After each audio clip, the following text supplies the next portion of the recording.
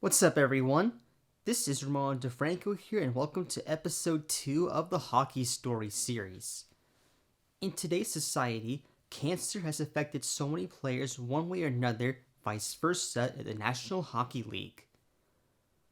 From the league journeyman players such as Brian Boyle and John Collin to the players that took their game to an elite level in Mario Lemieux, these players have been diagnosed with this life-threatening illness during their careers.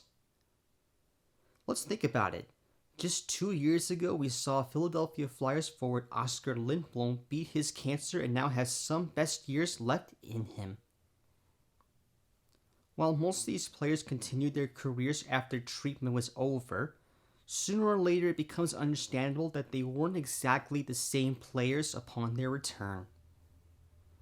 While some start to show their age and spend extended time out of the sport in order to get back to their dominant playing level, or just wanted one last lap before calling it quits due to its life-altering effects. That's because several players who suffered cancer have seen a large impact on their success. But not only did this guy beat it in the prime years of his career, he went down in history as the greatest player that Finland has ever seen.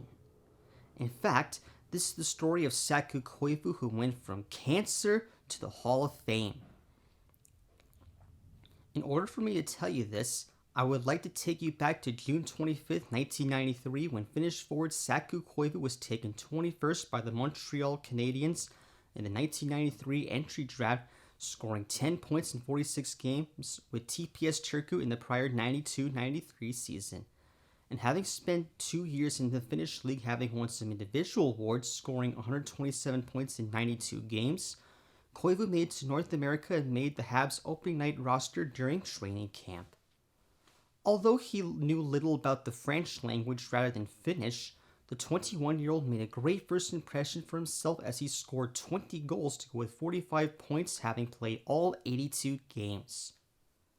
Not only that, but he finished 4th in voting for Rookie of the Year. This impressive performance quickly earned him a more permanent spot in the Habs roster, and he also became an inspiration in the score sheet and locker room as well. During his first 4 years in the league, Koivu scored 65 goals to go with 202 points in 268 games. That's pretty good numbers for a guy who has played more than 70 games just once due to suffering various knee injuries. Saku's continued excellence with the Canadiens prompted the organization to reward him with the greatest honors in the NHL, as on September 30th, 1999, Montreal announced that the Finnish forward had been named the new team captain following the departure of fellow teammate Vincent Damphus. Basically speaking, the 25-year-old became the first European-trained player to serve as captain of the Montreal Canadiens, and his name would be mentioned alongside other legendary players, Hall of Famers, and other teammates who played the game. Despite putting on the C on his jersey from that moment forth, Koivu's first years as captain saw him continue to struggle with the injury bug, as the Finnish forward suited up in just 80 of the next 162 games due to suffering another knee injury and a dislocated shoulder. That said, he did score 62 points in those 80 games, but in the following season, the injuries were about to be the least of his worries. On September 5th, 2001, Saku met with Habs physician David Mulder as he was experiencing some significant pain in his stomach and started to vomit frequently, and after investigating some symptoms, Mulder informed Koivu he had some form of cancer in his stomach. After going through more tests, the physician reminded Koivu he had Burkitt's lymphoma, and that is a form of stomach cancer that could be fatal if not treated immediately or effectively. That said, Koivu, who spent the last 2 years in the press box due to injuries, now has to spend more time out of Montreal's roster to remove the cancer from his system. In fact, he may have to sit out for the subsequent 2001-2002 season in order to recover, and aware of the risk factors, Koivu agreed to put his career on hold and undergo serious cancer treatment. So at age 27 years old, Saku gone from captain of the Montreal Canadiens and one of the most productive players on the ice to undergoing rigorous treatment for stomach cancer. In the process, he kept in regular contact with former superstars such as Mario Lemieux and John Collin, both who had beaten cancer and made successful returns in the NHL. And on top of that, he also had a large number of get-well-soon letters from fans everywhere from across the world. 5 months later, on February 28, 2002, the Finnish forward wound up receiving the greatest news in his life. The treatment had indeed been a success and is now in remission.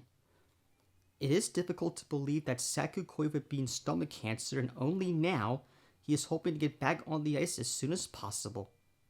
However, David Mulder once again told the Finn he still had a long way to go before he is really set to return to the NHL. The Habs physician gave Koivu several benchmarks required, and that's to restore all the protein in his muscles, get his heart rate to a proper level after a day's work of exercise, and increase his red blood cell count.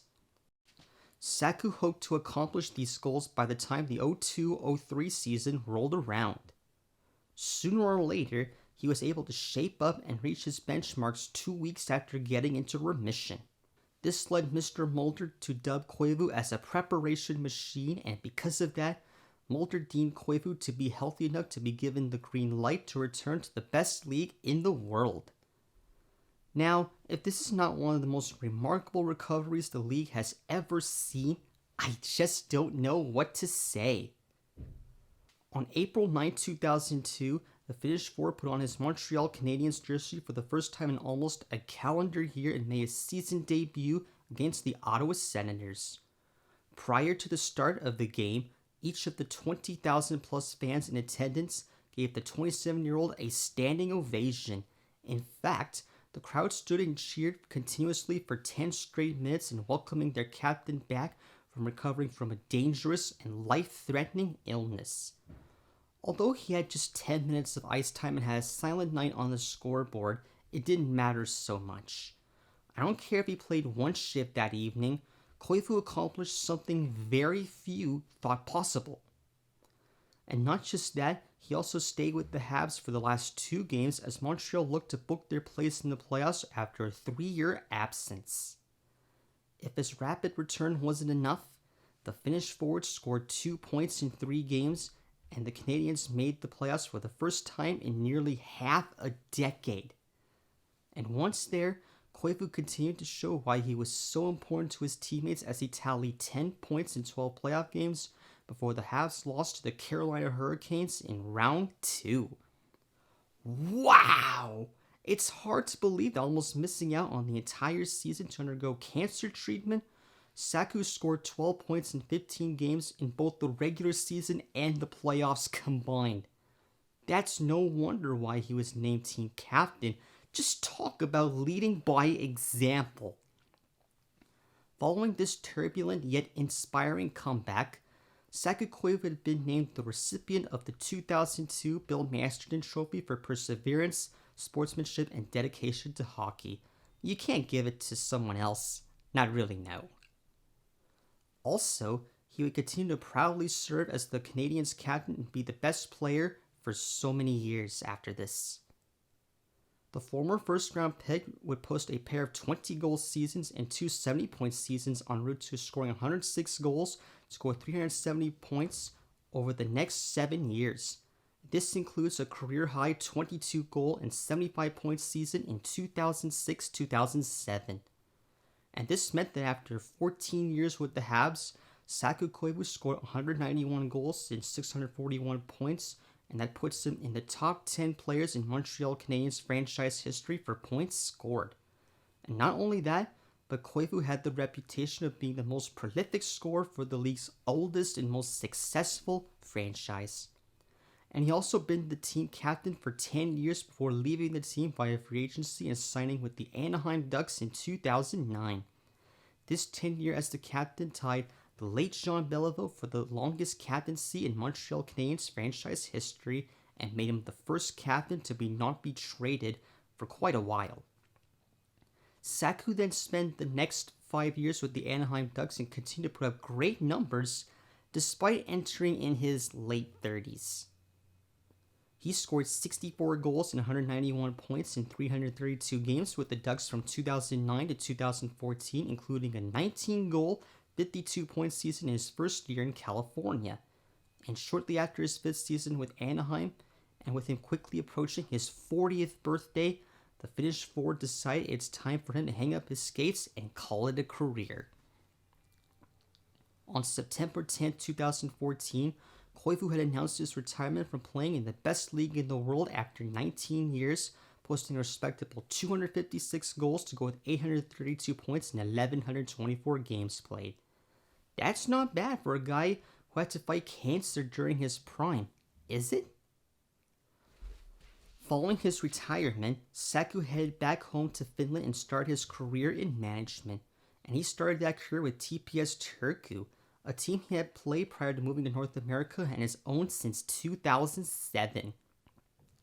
He is expected to carry on that role this year and is still active in Finnish hockey to this day.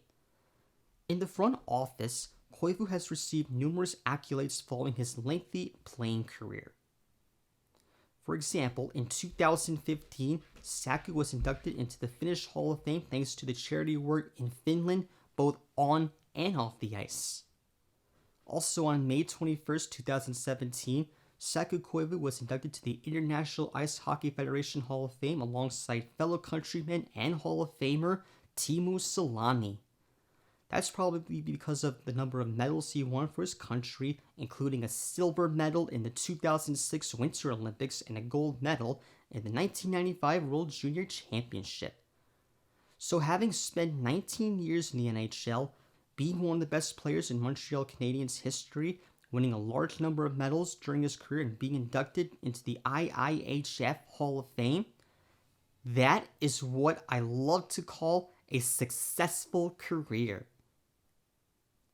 This concludes Saku Koivu's journey from cancer to the Hall of Fame. What do you guys think about this remarkable career in the NHL? Let me know in the comments down below. I would love to hear what you think. But otherwise, thank you so much for watching, and I will see you in episode 3.